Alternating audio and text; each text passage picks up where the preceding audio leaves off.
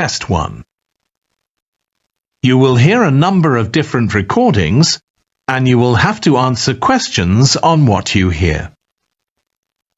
There will be time for you to read the instructions and questions, and you will have a chance to check your work. All the recordings will be played once only. The test is in 4 sections. At the end of the test, you will be given 10 minutes to transfer your answers to an answer sheet. Now turn to Section 1.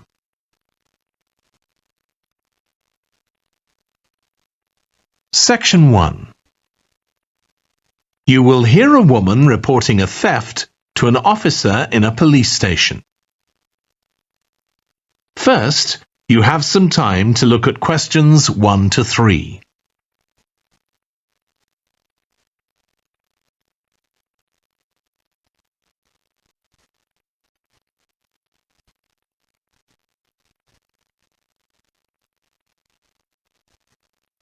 You will see that there is an example that has been done for you. On this occasion only, the conversation relating to this will be played first. Good morning. What can I do for you?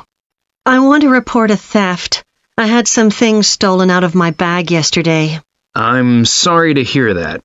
Right, so I'll need to take a few details. Can I start with your name? Louise Taylor. The woman's name is Louise Taylor.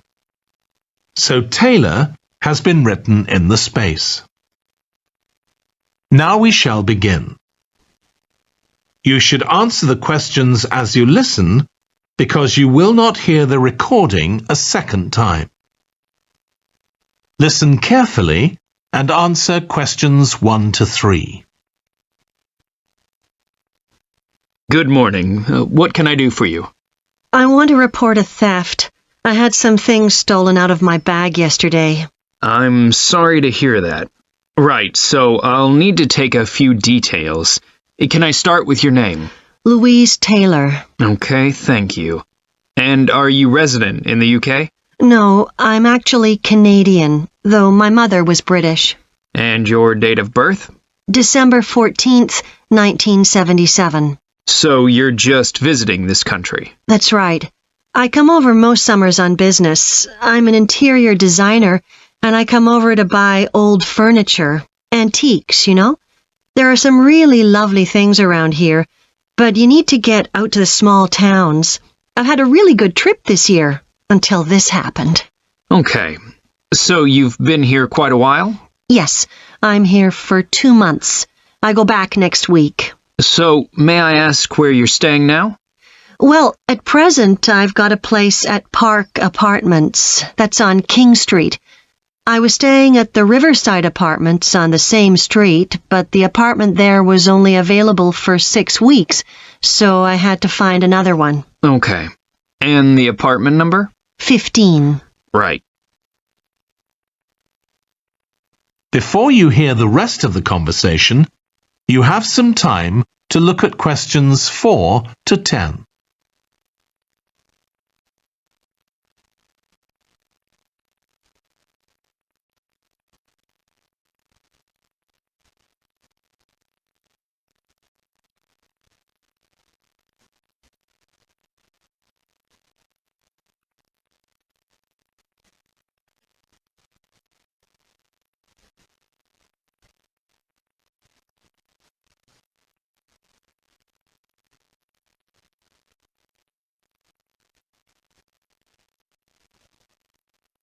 Now listen and answer questions 4 to 10.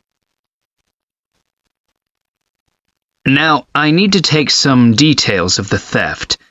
So, you said you had some things stolen out of your bag? That's right. And were you actually carrying the bag when the theft took place? Yes. I really can't understand it. I had my backpack on, and I went into a supermarket to buy a few things, and when I opened it up, my wallet wasn't there. And what did your wallet have in it? Well, fortunately, I don't keep my credit cards in that wallet.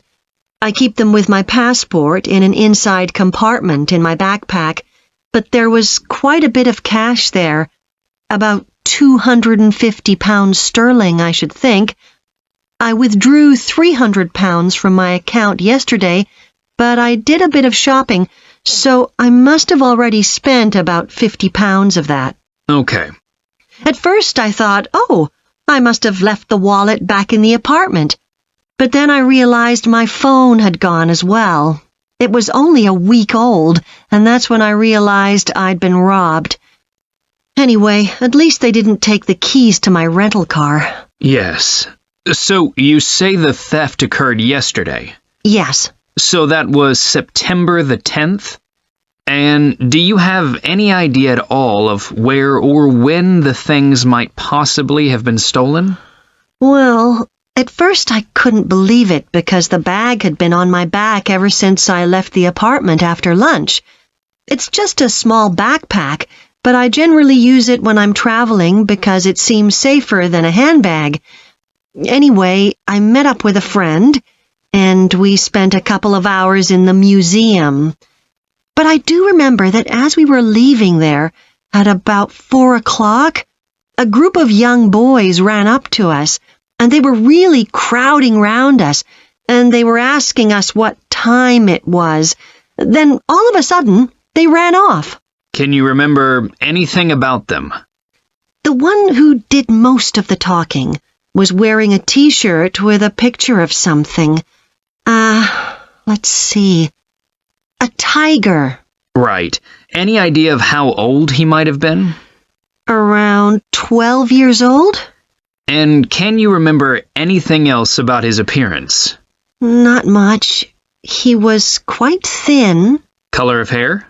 I do remember that. He was blonde. All the others were dark-haired. And any details of the others? Not really. They came and went so quickly. Right. So, what I'm going to do now is give you a crime reference number so you can contact your insurance company. So, this is 10 digits. 87954 82361. Thank you. So, should I contact you? That is the end of section 1. You now have half a minute to check your answers.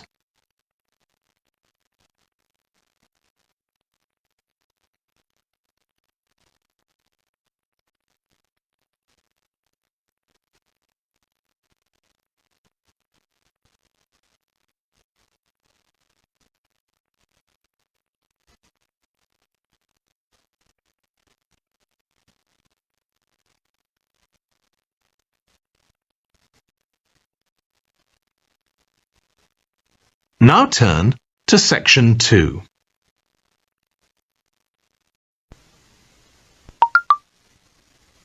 Section 2. You will hear a manager giving a welcome talk to a group of apprentices who are starting their training at the company. First, you have some time to look at questions 11 to 14.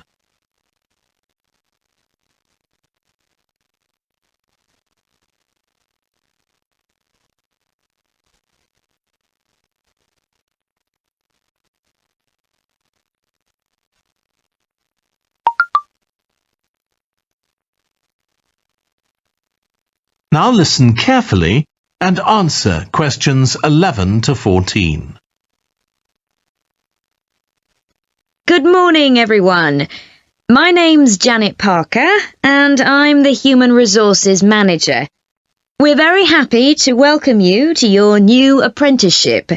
I hope that the next 6 months will be a positive and enjoyable experience for you. I'd like to start with some general advice about being an apprentice.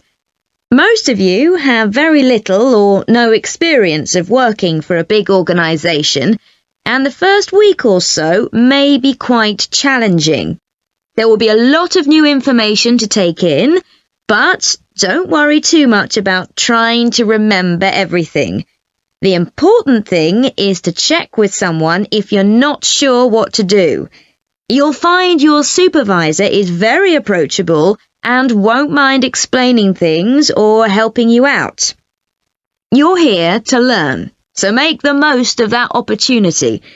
You'll be spending time in different departments during your first week, so make an effort to talk to as many people as possible about their work. You'll make some new friends and find out lots of useful information. As well as having a supervisor, you'll each be assigned a mentor. This person will be someone who's recently completed an apprenticeship, and you'll meet with them on a weekly basis. Their role is to provide help and support throughout your apprenticeship. Of course, this doesn't mean they'll actually do any of your work for you. Instead, they'll be asking you about what goals you've achieved so far, as well as helping you to identify any areas for improvement. You can also discuss your more long-term ambitions with them as well. Before you hear the rest of the talk, you have some time to look at questions 15 to 20.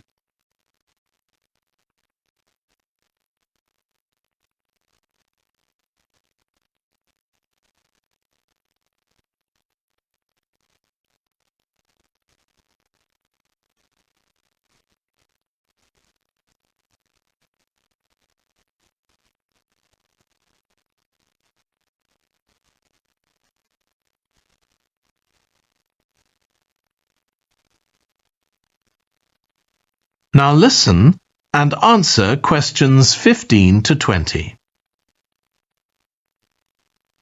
Now, I just want to run through a few company policies for our apprenticeship scheme with you. Most importantly, the internet. As part of your job, you'll be doing some research online, so obviously you'll have unlimited access for that. But please don't use it for personal use. You'll have your own phones for that. Some of you have already asked me about flexible working. After your probationary 3-month period, some of you will be eligible for this, but it will depend on which department you're in and what your personal circumstances are, so please don't assume you'll automatically be permitted to do this. I want to make sure there's no confusion about our holiday policy. Apart from any statutory public holidays, we ask that you don't book any holidays until after your 6-month apprenticeship has finished. Time off should only be taken if you are unwell. Please speak to your supervisor if this is going to be a problem. You'll be expected to work a 40-hour week, but there may be opportunities to do overtime during busy periods. Although you're not required to do this, it can be a valuable experience, so we advise you to take it up if possible. Obviously, we understand that people do have commitments outside work, so don't worry if there are times when you are unavailable. As you know, we don't have a formal dress code here. You may wear casual clothes as long as they're practical. And the only restriction for shoes we have is on high heels for health and safety reasons. Comfortable shoes like trainers are preferable. There's a heavily subsidised canteen on site where you can get hot meals or salads cheaply. Snacks and drinks are also provided, so we've decided to introduce a no-packed lunch policy. This is partly to encourage healthy eating at work and partly to stop people from eating at their workstation, which is unhygienic. Okay, moving on to... That is the end of section 2. You now have half a minute to check your answers.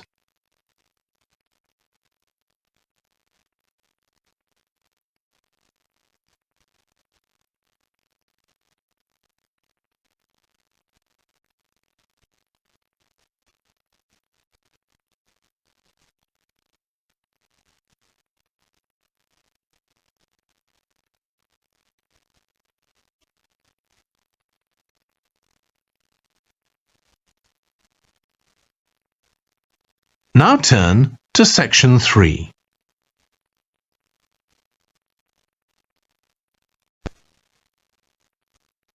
Section 3. You will hear two urban planning students, called Carla and Rob, discussing their presentation on cities built by the sea, following instructions from their tutor. First, you have some time to look at questions 21 to 25.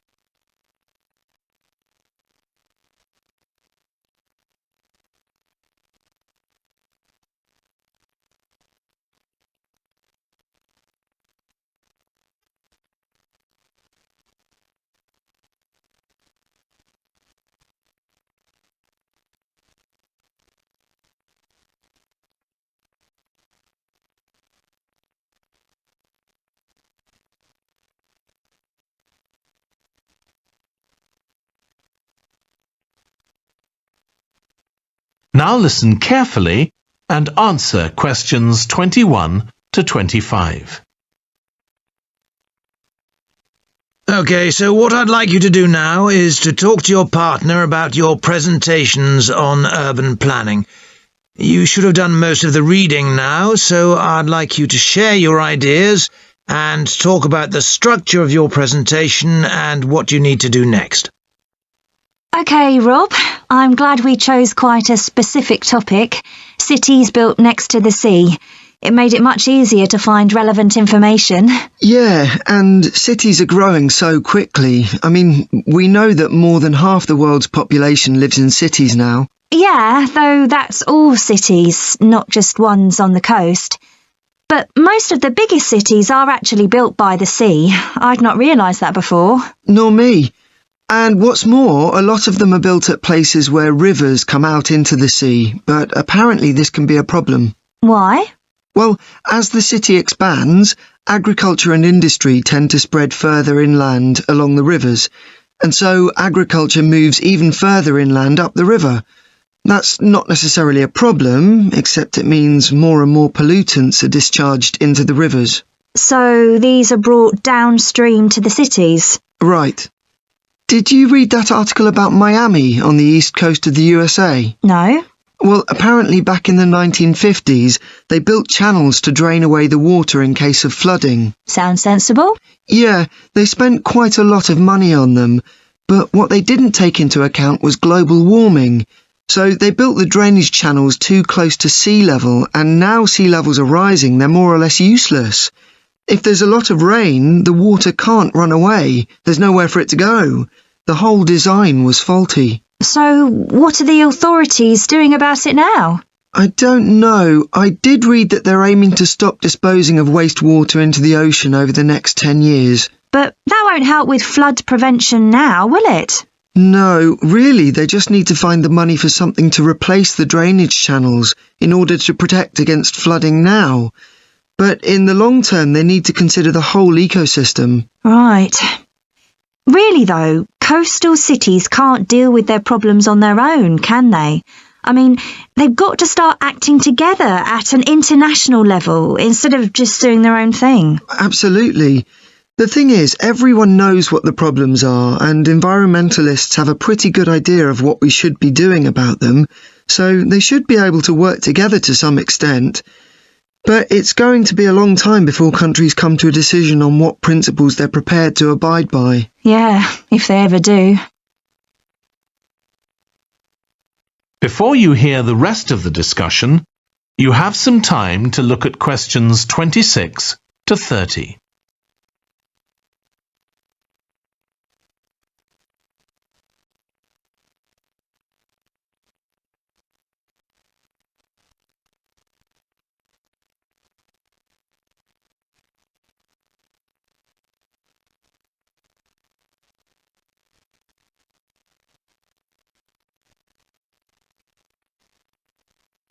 Now listen and answer questions 26 to 30.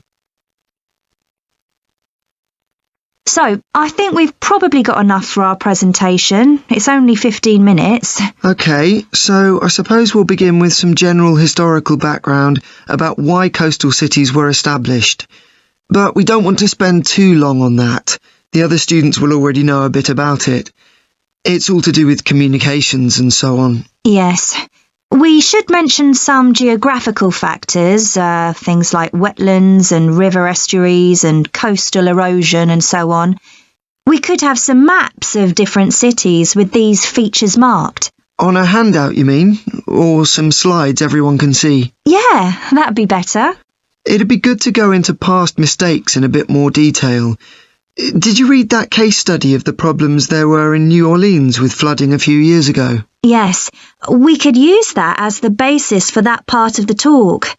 I don't think the other students will have read it, but they'll remember hearing about the flooding at the time. OK. So that's probably enough background. So then we'll go on to talk about what action's been taken to deal with the problems of coastal cities. OK. What else do we need to talk about? Maybe something on future risks, looking more at the long term if populations continue to grow? Yeah, we'll need to do a bit of work there. I haven't got much information, have you? No, we'll need to look at some websites. Shouldn't take too long. OK. And I think we should end by talking about international implications. Maybe we could ask people in the audience.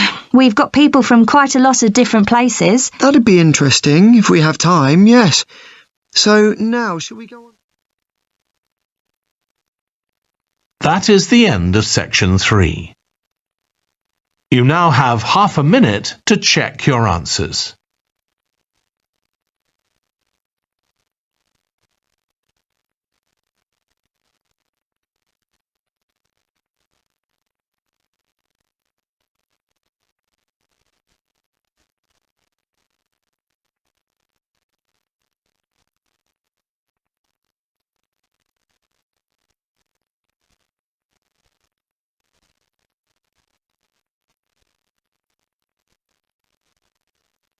Now turn to section 4.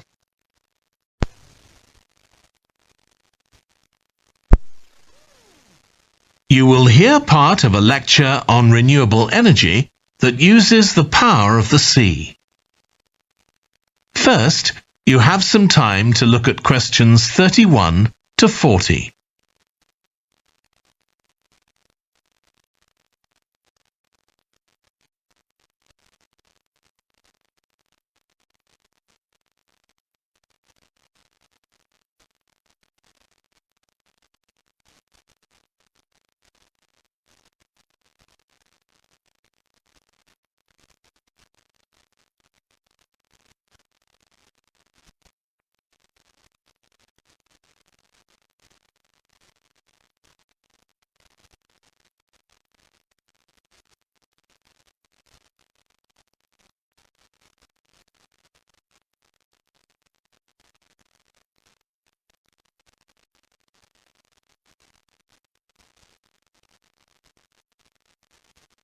Now listen carefully and answer questions 31 to 40. Producing enough energy to meet our needs has become a serious problem. Demand is rising rapidly because of the world's increasing population and expanding industry. Burning fossil fuels like gas, coal and oil seriously damages the environment, and they'll eventually run out. For a number of years now, scientists have been working out how we can derive energy from renewable sources, such as the sun and wind, without causing pollution. Today, I'll outline marine renewable energy, also called ocean energy, which harnesses the movement of the oceans. Marine renewable energy can be divided into 3 main categories: wave energy, tidal energy, and ocean thermal energy conversion. And I'll say a few words about each one. First, wave energy.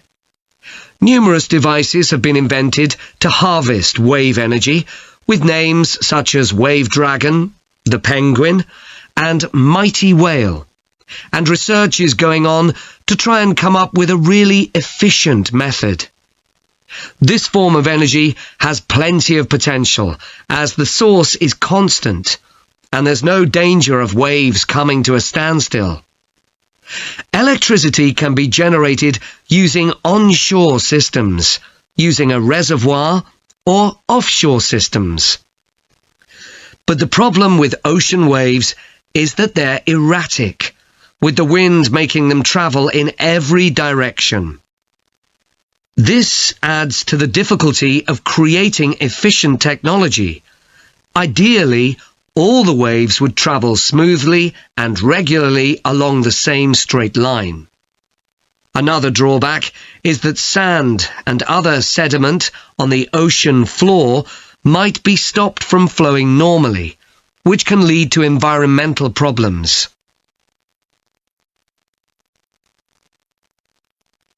The second category of marine energy that I'll mention is tidal energy.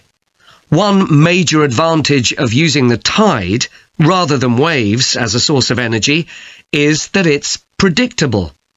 We know the exact times of high and low tides for years to come.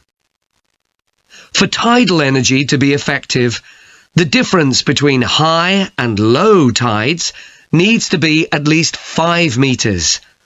And this occurs naturally in only about 40 places on Earth. But the right conditions can be created by constructing a tidal lagoon, an area of seawater separated from the sea. One current plan is to create a tidal lagoon on the coast of Wales. This will be an area of water within a bay at Swansea, sheltered by a U-shaped breakwater, or dam, built out from the coast.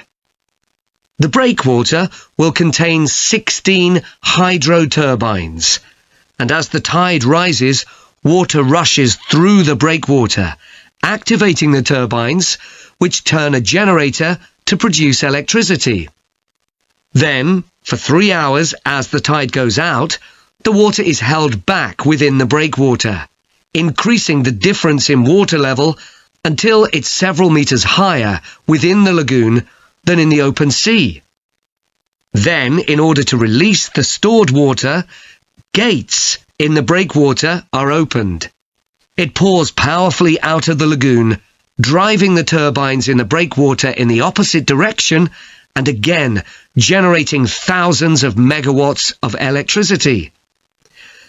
As there are 2 high tides a day, this lagoon scheme would generate electricity 4 times a day, every day, for a total of around 14 hours in every 24, and enough electricity for over 150,000 homes. This system has quite a lot in its favour. Unlike solar and wind energy, it doesn't depend on the weather. The turbines are operated without the need for fuel, so it doesn't create any greenhouse gas emissions, and very little maintenance is needed. It's estimated that electricity generated in this way will be relatively cheap, and that manufacturing the components would create more than 2,000 jobs, a big boost to the local economy. On the other hand, there are fears that lagoons might harm both fish and birds, for example by disturbing migration patterns and causing a build-up of silt, affecting local ecosystems. There are other forms of tidal energy, but I'll go on to the third category of marine energy, ocean thermal energy conversion. This depends on there being a big difference in temperature between surface water and the water a couple of kilometres below the surface, and this occurs in tropical coastal areas.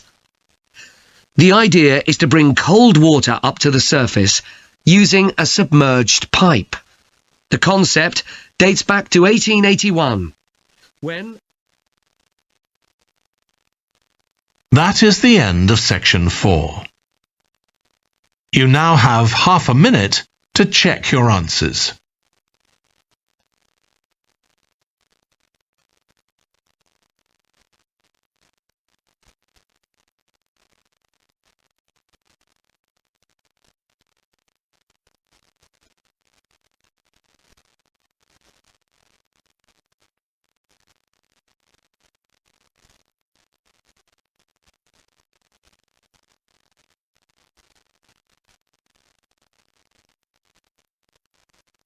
That is the end of the listening test. In the IELTS test, you would now have 10 minutes to transfer your answers to the answer sheet.